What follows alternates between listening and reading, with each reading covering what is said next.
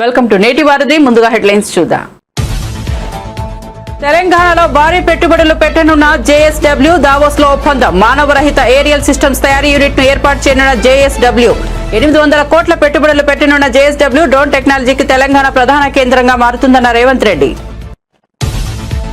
ముగిసిన చంద్రబాబు దావోస్ పర్యటన 4 రోజుల పాటు వరుస సమావేశాల సదస్సులతో బిజీ. వివిధ దిగ్గజ సంస్థలకు ఆహ్వానం. నేడు కూడా దావోస్ లో ఉండనున్న Nara Lokesh.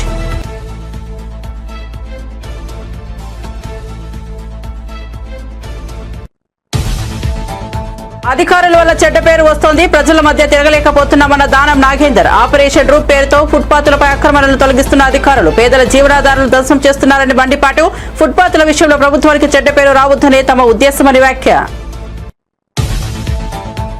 Singapore consul general తో డిప్యూటీ సీఎం పవన్ కళ్యాణ్ సమావేశం. పవన్ క్యాంపు కార్యాలయానికి వచ్చిన సింగపూర్ దౌత్యాధికారులు పవన్ తో మర్యాదపూర్వక భేటీ. ఏపీ సింగపూర్ సంబంధాల బలోపేత దిశగా సమావేశం.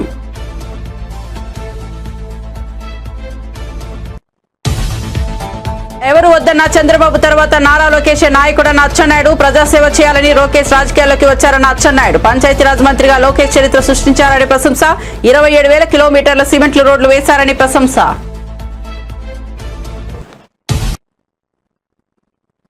ఇక వార్త వివరాల్లోకి వెళ్తే ప్రపంచం మొత్తం ఇప్పుడు భారత్ వైపు చూస్తోందని, గ్రీన్ హైడ్రోజన్ పునరుత్పాదక ఇంధన రంగాల్లో భారత్ విశేష ప్రగతి సాధిస్తోందని సీఎం చంద్రబాబు అన్నారు. దాదాపు అన్ని టెక్ కంపెనీల సీఈఓలు భారత సంతతికి చెందిన వారని, ఈ సాంకేతిక నైపుణ్యాలు దేశానికి ప్రత్యేక గుర్తింపును తెచ్చిపెడుతున్నాయని ఆయన అభిప్రాయపడ్డారు. సాంకేతికత వల్ల ముందుగా స్వీకరించిన దేశంగా భారత్ అనేక ప్రయోజనాలను పొందుతోందని, ఇది ఆర్థిక పారిశ్రామిక అభివృద్ధికి దోహదపడుతోందని చంద్రబాబు పేర్కొన్నారు. భారత యువత సాంకేతికతను వినియోగించి ప్రపంచవ్యాప్తంగా ప్రభావాన్ని చూపుతుందని ఆయన విశ్వాసం వ్యక్తం చేశారు. భారత్ భవిష్యత్తు మరింత వెలుగుతుందనే విశ్వాసాన్ని చంద్రబాబు వ్యక్తం చేశారు. Told that you are a veteran in Davos and it's known. You are also a veteran in technology. So what kind of technology we are taking from Davos? Because India is already public digital infrastructure that is wonder like UPI, etc. are big. So what kind of technology we are taking from Davos? No, we are very happy. First time I am seeing Team India in one place. We are all talking in one voice. I have come so many times. As a matter of fact, I am the senior most to come to Davos. That is first time 1997. At that time only once in a way some ministers or but central minister, 1 or 2 finance ministers, they used to visit. From then onwards competition has started. All chief ministers, central ministers, all of us used to visit Davos, but less recognition. I am appealing all Indians. This is the first time I am seeing well received by Davos and also well recognized Indian delegation. Everywhere Indian presence. India is moving very fast. Even Bloomberg Analytics 2028 incremental GDP growth. India will be number 1. From then onwards, unstoppable. We will grow fastest growth rate. We are able to give stability and democracy also. If you see, Viksit Bharat, everybody is believing, they are trusting. They are working towards that. Even Government of India has laid very strong principles. Environmental sustainability, that is Paris Agreement, 500 gigawatts capacity, renewable energy they are going to add. In that I am very happy we are all competing. Even my friend is competing. 165 gigawatts capacity we are adding. We are going to add from Andhra Pradesh. Much more.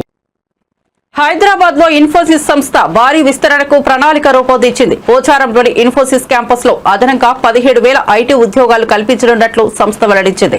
Davos లో జరిగిన ప్రపంచ ఆర్థిక వేదిక వార్షిక సదస్సులో ఈ విషయాన్ని మంత్రి శ్రీధర్ బాబు వెల్లడించారు. ఈ సందర్భంగా మంత్రి మాట్లాడుతూ రాష్ట్ర ఆర్థిక వ్యవస్థను వృద్ధి చేసే లక్ష్యంతో అన్ని రంగాల్లో ప్రముఖ సంస్థలకు ప్రభుత్వం పూర్తి మద్దతు అందిస్తోందని తెలిపారు.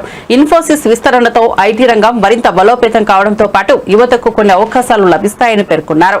హైదరాబాద్ ఐటీ హబ్ గా మరింత అభివృద్ధి చెందుతుందనే నమ్మకాన్ని మంత్రి వ్యక్తం చేశారు.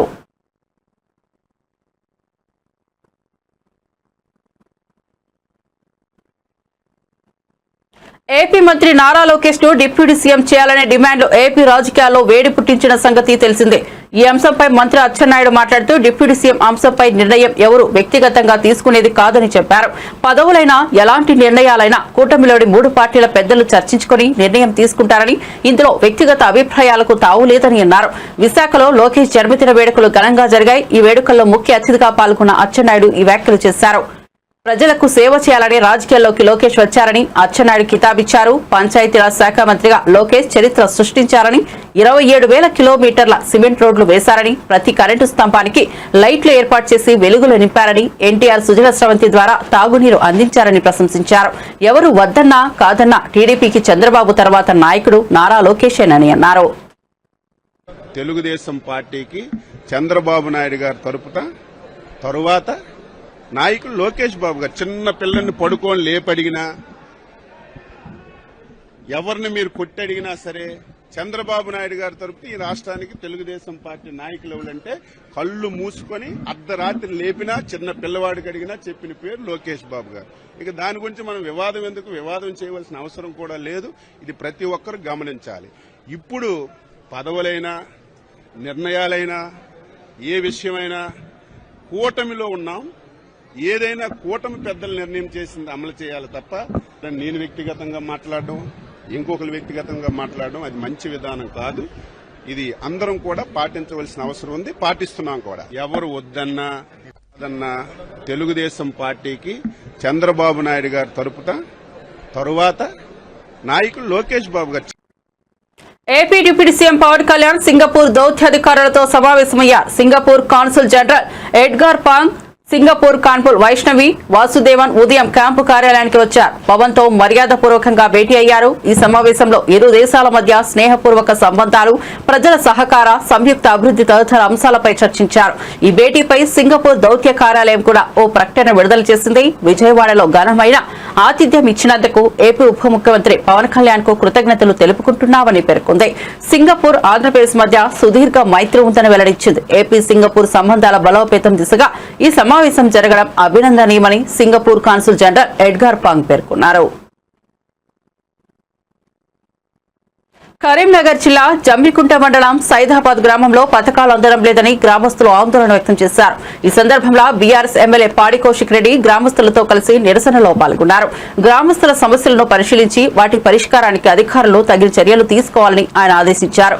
ప్రజా సమస్యలపై ప్రభుత్వం సత్వర స్పందన వ్యక్తం చేయాలని, పథకాలు ప్రతి ఇంటికి చేరాల్సిందేనని కౌశిక్ రెడ్డి అన్నారు.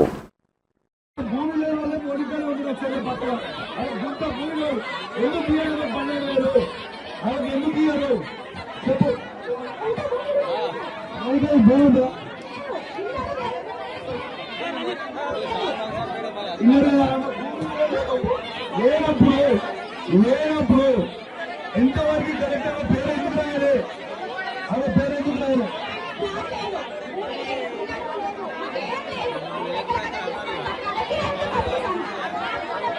పేరెందుక అర్హత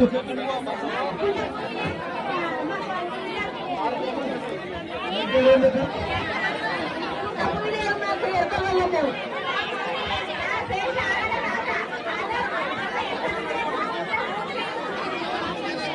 ఇప్పుడు మీరు ఇస్తారా అయ్యారా జవాబు చెప్పాలి. మీరు ఇప్పుడు అధికారులు ప్రభుత్వం తరఫు నుంచి మీరు జవాబు చెప్పిపోయారు. మీరు మాకు ఇస్తారా అయ్యారా? ఇప్పుడు వాళ్ళకి 12,000 ఎందుకు ఇయ్యరు? వాళ్ళు ఎవరికి గుంట భూమిలో ఎందుకు ఇయ్యరు? గుంట భూమి లేదు, వాళ్ళకి ఇల్లు లేవు, ఎందుకు ఇయ్యరు? ఎందుకు ఇయ్యరో జవాబు చెప్పరా? అడుగుతారో పోలీసు వాళ్ళని పెట్టి కొట్టిస్తారు, లేకుంటే కేసులు పెడుతున్నారు, లేకుంటే జైలు పెడుతున్నారు.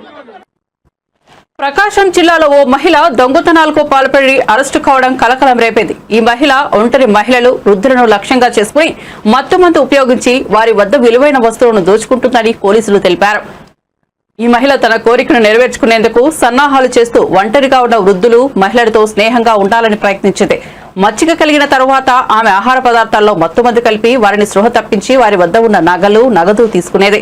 ఈ దొంగతనాల వెనుక మహిళ ఒంటరిగా ఉన్నప్పుడు తన లక్ష్యాలను ఎలా గుర్తించేది, వాటిని ఎలా అమలుపరిచేది అనే వివరాలు వెలుగులోకి వచ్చాయి. దర్యాప్తుల్లో ఆమె గతంలోనూ పలు ప్రాంతాల్లో ఇలాంటి చట్టవిరుద్ధ చర్యలకు పాల్పడినట్లు పోలీసులు వెల్లడించారు. ప్రజలు అప్రమత్తంగా ఉండాలని, నేరస్తుల పట్ల జాగ్రత్త వహించాలని పోలీసులు హెచ్చరించారు. ఒకవేళ అనుమానాస్పద వ్యక్తులు కనిపిస్తే వెంటనే పోలీసులకు సమాచారం ఇవ్వాలని సూచించారు. ప్రస్తుతం నిందితురాలపై కేసు నమోదు చేసి కోర్టుకు తరలించారు. కేసు డీటెయిల్స్ ఏంటంటే, గంధం సుజాత అలియాస్ ఎలిసమ్మ అనే ఆవిడ ఒంగోలు రూరల్లో ఉన్నటువంటి ఒక విలేజ్లో ఉంటారు. ఈవిడ 2013లో విజయవాడలో దొంగతనం కేసులో కూడా అరెస్ట్ కాబడింది. తర్వాత ఇక్కడ ఒంగోలులో ఉంటుంది. ఈవిడికి కొంత హెల్త్ ఇష్యూస్ వచ్చాయి. డాక్టర్ని అప్రోచ్ అయితే ఈమెకి కొన్ని ట్యాబ్లెట్స్ రాయటం, అన్నీ మెడికల్ టెస్టులు చేసి కొన్ని ట్యాబ్లెట్స్ రాశారు. ఇంకొంచెం చిన్న దొంగతనాలు చేసే షాపుల్లో అలవాటు కూడా ఉంది. గోల్డ్ షాపుల్లో అక్కడ వెళ్ళి చేసే అలవాటు ఉంది. ఈ మధ్యలో హెల్త్ ఇష్యూస్ రావడం వల్ల ఈమెకి కొంత మత్తు వచ్చేటువంటి ట్యాబ్లెట్స్ కూడా ఈమెకి డాక్టర్స్ ప్రిస్క్రైబ్ చేయడం జరిగింది. సో ఈ వాడే క్రమంలో నిద్ర మాత్రలు ఈమె వేసుకోవడం వల్ల ఈ ట్యాబ్లెట్స్ వల్ల నిద్ర వస్తుందనేసి ఈమెకి బాగా ఐడియా ఉంది. కాబట్టి ఈ లోపల కొన్ని సీరియల్స్ చూసే అలవాటు కూడా ఉంది ఈవిడికి. ఈ సీరియల్ చూసే క్రమంలో ఈ నిద్ర మాత్రలు 2-3 వేస్తే బాగా మైకంగా ఉంటుంది, నిద్ర లేరు. దాదాపు ఒక 10 hours 12 hours అని చెప్పి ఈమె అవగాహన ఉంది. అలాగే ఈమె కూడా టెస్ట్ చేసుకుంది, ఆ మీద ఆవిడ టెస్ట్ చేసుకుంది. ఒకసారి 2 మాత్రలు వేసుకొని ఎంతసేపు లేమని చూసింది. సో ఈవినింగ్ వేసుకున్న 10 నిమిషాల్లో నిద్రలోకి జారుకోవడం, అలాగే దాదాపు ఒక 12-13 hours మెలకువ రాకపోవడం. సో ఈ ట్యాబ్లెట్స్ని సెల్ఫ్గా ఈమె టెస్ట్ చేసుకుంది.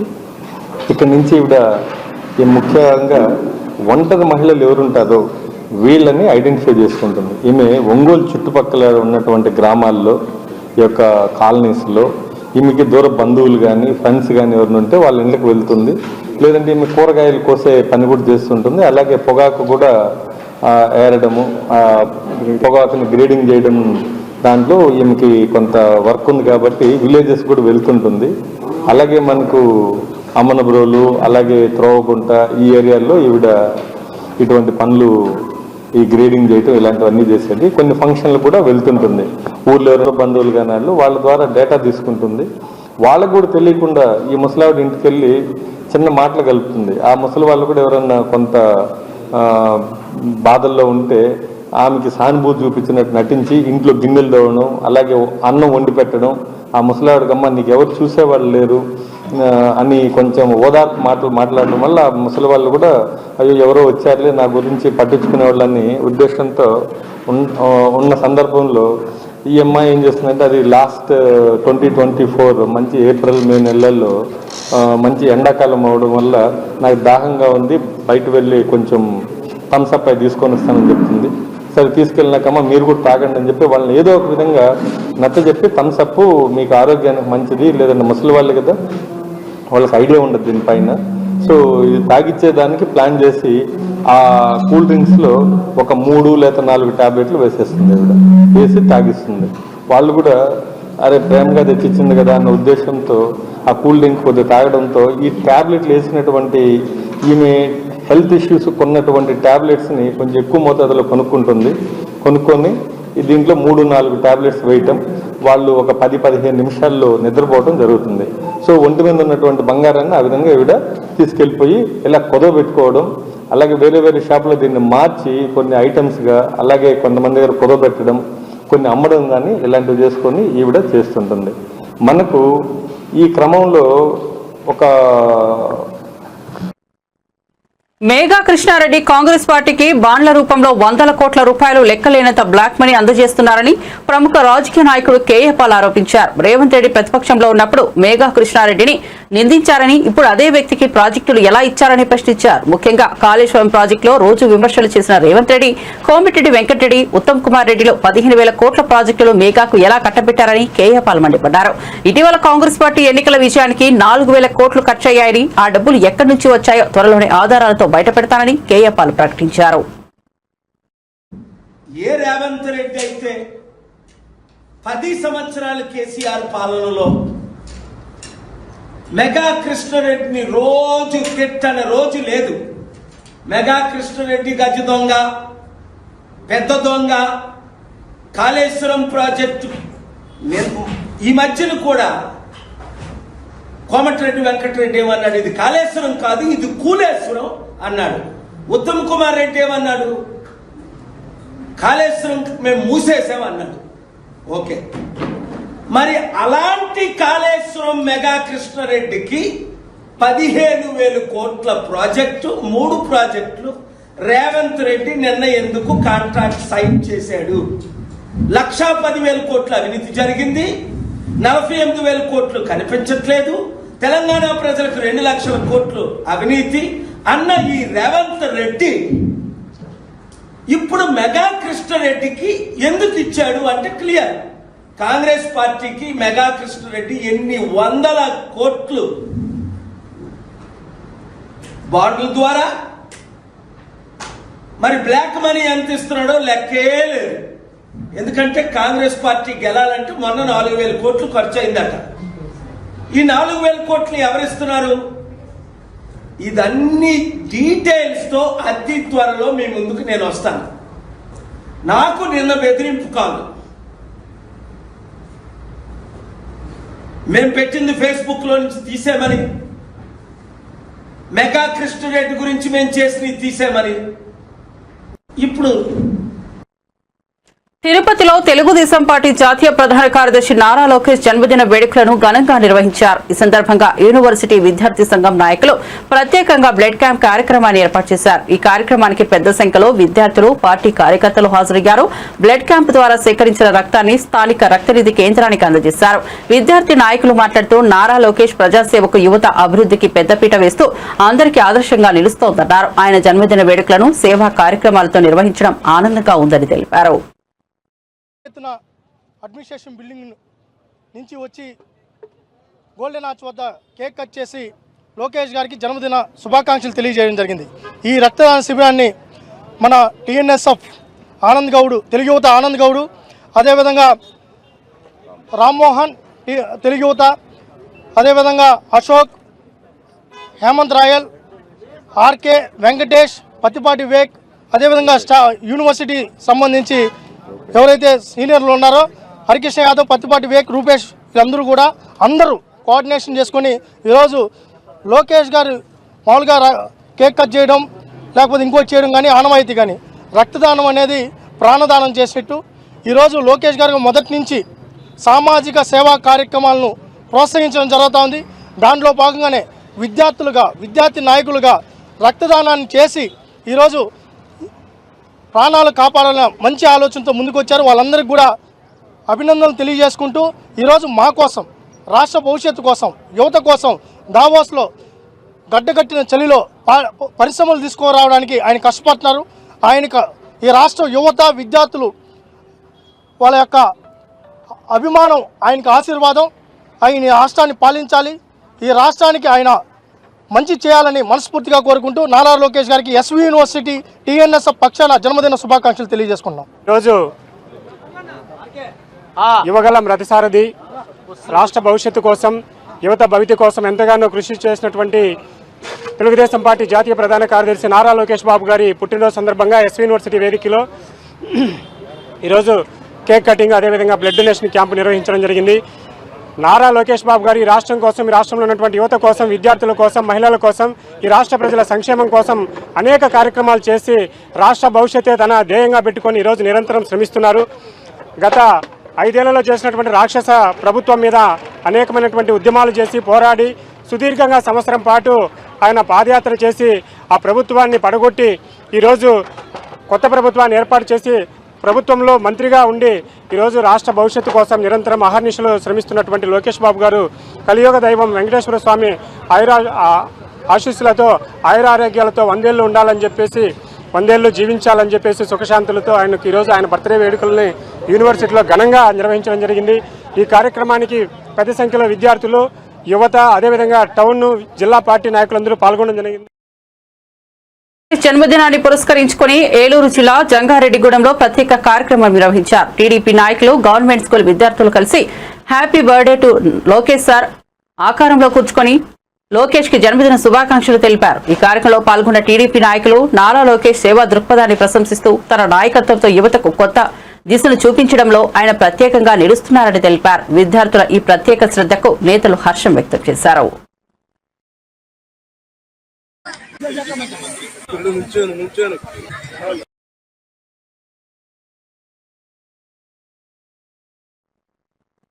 హైదరాబాద్ లో ఫుట్పాత్ ఆక్రమణల కూల్చివేతలపై ఎమ్మెల్యే దానం నాగేందర్ ఆగ్రహం వ్యక్తం చేశారు. ఎలాంటి నోటీసులు ఇవ్వకుండా జీహెచ్ఎంసీ అధికారులు కూల్చివేతలకు పాల్పడుతున్నారని మండిపడ్డారు. పేదల జీవనాధారాలను ధ్వంసం చేస్తున్నారని అన్నారు. అధికారులు చేస్తున్న పనుల వల్ల ప్రభుత్వానికి చెడ్డ పేరు వస్తోందని, ప్రజల మధ్య తాము తిరగలేకపోతున్నామని దానం చెప్పారు. అధికారులు తామే సుప్రీం అనుకుంటున్నారని, వారికి పూర్తి అధికారులు ఇస్తే ప్రభుత్వాలకు మనుగడ ఉండదని అన్నారు. కూల్చివేతలు మొదలు పెట్టాలంటే ఓల్డ్ సిటీ నుంచి మొదలు పెట్టాలని చెప్పారు. ఇప్పుడు కూల్చివేతలు అనేది ఎప్పుడే గాని ఏకపక్షంగా పోకూడదు.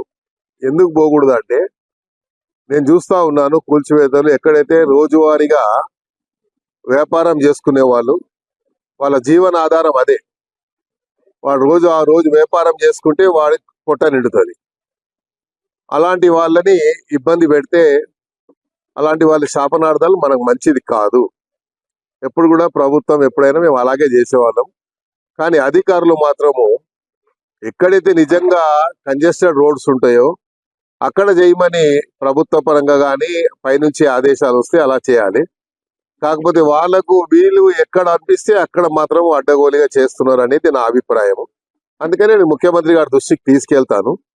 ఎందుకంటే రోజు వ్యాపారం చేసుకుంటే వాడు ఆ రోజు కష్టపడి సపోజ్ రోడ్డు మీద ఇప్పుడు కూల్చివేతలు అనేది ఎప్పుడే గాని జిల్లెలగూడలో జరిగిన దారుణ హత్య కేసులో భర్త గురుమూర్తి ఘోరమైన చర్యలకు పాల్పడినట్లు పోలీసులు వెల్లడించారు. భార్య మాధవిని చంపి ఆనవాళ్లు పూర్తిగా లేకుండా చేయాలనే ఉద్దేశంతో అతను శరీరాన్ని ముక్కలుగా నరికి ఎముకల నుంచి మాంసాన్ని వేరు చేసి కుక్కర్లో ఉడికించినట్లు తేలింది. అతను ఎముకలను కాల్చి పొడి చేసి వాటిని కవర్లలో పెట్టి చెరువులో పడేసినట్లు విచారణలో తెలిసింది. హత్యకు ముందు ప్రాక్టీస్ కోసం ఓ కుక్కర్ను చంపినట్లు సమాచారం బయటపడింది. ఈ సంఘటన స్థానికులను దిగ్భ్రాంతికి గురిచేసింది. పోలీసులు మరిన్ని ఆధారాలు సేకరిస్తూ కేసును విచారిస్తున్నారు. ఈ ఘటన హృదయ విదారకరమని ప్రజలు తమ ఆవేదన వ్యక్తం చేశారు. తేదీ 18/1/2025 నాడు సుబ్బమ్మ భర్త పేరు వెంకటరమణ అనే మహిళ ఫిర్యాదురాలు పోలీస్ స్టేషన్కి వచ్చి ఫిర్యాదు ఇవ్వడం జరిగింది. ఆమెకి 3 కుమార్తెలు సంతానము. పెద్ద కుమార్తె అయిన మాధవిని సుమారు 13 సంవత్సరాల క్రితము గురుమూర్తి అనే వ్యక్తికి ఇచ్చి మ్యారేజ్ చేయడం జరిగింది. వీళ్ళిద్దరిది కూడా ప్రకాశం డిస్టిక్. గురుమూర్తి అనే వ్యక్తి ఆర్మీలో పనిచేసి రిటైర్ అయి ప్రస్తుతం కంచన్బాగులో సెక్యూరిటీ గార్డ్గా పనిచేస్తుండ్రు. గత 5 సంవత్సరాలుగా మన వెంకటేశ్వర కాలనీ జిల్లెలగూడలో ఉంటుండ్రు. ఉన్న తర్వాత ఫిర్యాదు ఇచ్చిన సుబ్బమ్మ దాంట్లో ఇచ్చిన కంప్లైంట్ ఏందనగా 16వ తారీఖు ఈ నెల జనవరి 16వ తారీఖు తన కుమార్తె మాధవికి అల్లుడికి గురుమూర్తికి ఇద్దరికి చిన్నపాటి గొడవ జరిగిందని, ఆ గొడవ జరిగితే మధ్యాహ్నం 12 o'clock ఆ సమయంలో ఈ మాధవి ఇంటి నుంచి వెళ్ళిపోయిందని చెప్పి ఫిర్యాదు ఇవ్వగా ఆమె ఫిర్యాదు మేరకు కేసు నమోదు చేయడం జరిగింది. అటు కేసు నెంబరు 81/2025. అటు కేసు విచారణలో ఉంది, దర్యాప్తు చేస్తున్నాము. తేదీ 18/1/2025. నేతాజీ సుభాష్ చంద్రబోస్ జయంతి సందర్భంగా దేశం మొత్తం ఆయన సేవలను గౌరవంగా స్మరించుకుంటోందని ప్రధాని నరేంద్ర మోదీ అన్నారు. ఈ సందర్భంగా ఆయన నేతాజీకి నమస్కారం తెలియజేస్తూ ఈ ఏడాది నేతాజీ జన్మస్థానంలో ఆయన జయంతి వేడుకలను జరుపుకోవడం గర్వకారణమని అభిప్రాయపడ్డారు. నేతాజీ విశిష్టతను గుర్తించి ఒడిశా ప్రభుత్వం ఈ జయంతి వేడుకలను ప్రత్యేకంగా నిర్వహించడం ప్రశంసనీయమని ప్రధాని మోదీ అభినందనలు తెలిపారు. पराक्रम दिवस का भव्य उत्सव नेताजी की जन्मभूमि पर हो रहा है। मैं ओडिशा की जनता को, ओडिशा सरकार को इसके लिए बहुत बहुत बधाई देता हूं। कटक में नेताजी के जीवन से जुड़ी एक विशाल प्रदर्शनी भी लगाई गई है। इस प्रदर्शनी में नेताजी के जीवन से जुड़ी अनेक विरासतों को एक साथ सहेजा गया है। कई चित्रकारों ने कैनवास पर नेताजी के जीवन प्रसंग की तस्वीरें उकेरी हैं। इन सब के साथ नेताजी पर आधारित कई पुस्तकों को भी इकट्ठा किया गया है। नेताजी की जीवन यात्रा की ये सारी विरासत मेरे युवा भारत, माय भारत को एक नई ऊर्जा देगी।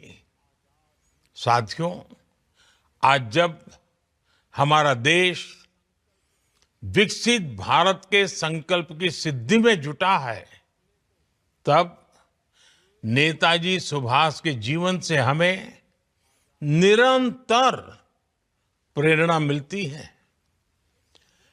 नेताजी के जीवन का सबसे बड़ा लक्ष्य था आजाद हिंद। उन्होंने अपने संकल्प की सिद्धि के लिए अपने फैसले को एक ही कसौटी पर परखा, आजाद हिंद।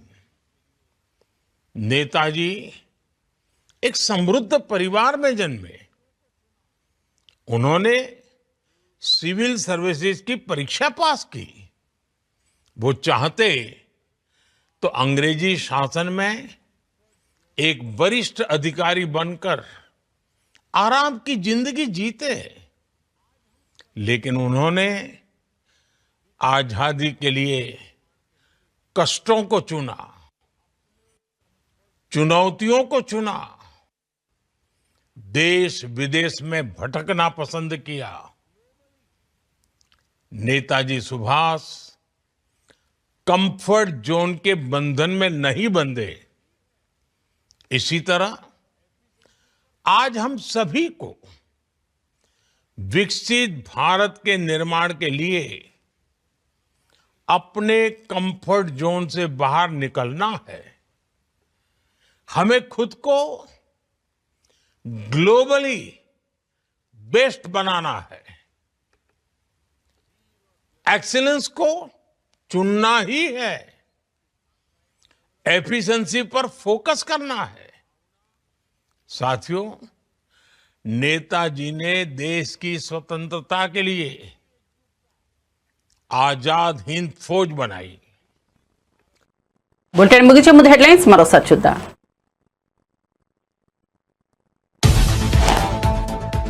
తెలంగాణలో భారీ పెట్టుబడులు పెట్టనున్న జేఎస్డబ్ల్యూ దావోస్ లో ఒప్పందం. మానవరహిత ఏరియల్ సిస్టమ్స్ తయారీ యూనిట్ ఏర్పాటు చేయనున్న జేఎస్డబ్ల్యూ. 800 కోట్ల పెట్టుబడులు పెట్టనున్న జేఎస్డబ్ల్యూ డ్రోన్ టెక్నాలజీకి తెలంగాణ ప్రధాన కేంద్రంగా మారుతుందన్న రేవంత్ రెడ్డి. ముగిసిన చంద్రబాబు దావోస్ పర్యటన 4 రోజుల పాటు వరుస సమావేశాలు, సదస్సులతో బిజీ. వివిధ దిగ్గజ సంస్థలకు ఆహ్వానం. నేడు కూడా దావోస్ లో ఉండనున్న Nara Lokesh.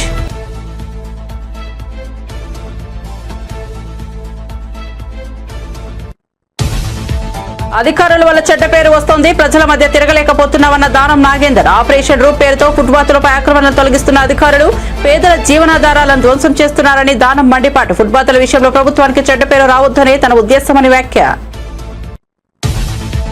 Singapore consul general తో డిప్యూటీ సీఎం పవన్ కళ్యాణ్ సమావేశం. పవన్ క్యాంపు కార్యాలయానికి వచ్చిన సింగపూర్ దౌత్యాధికారులు పవన్ తో మర్యాదపూర్వక భేటీ.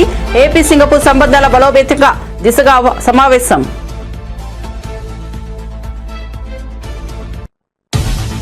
ఎవరు వద్దన్నా చంద్రబాబు తర్వాత నారా లోకేష్ నాయకుడైన అచ్చెన్నాయుడు. ప్రజాసేవ చేయాలని లోకేష్ రాజకీయాల్లోకి వచ్చారని అచ్చెన్నాయుడు. పంచాయతీరాజ్ మంత్రిగా లోకేష్ చరిత్ర సృష్టించారని ప్రశంస. 27,000 కిలోమీటర్లు సిమెంట్ల రోడ్డు వేశారని ప్రశంస.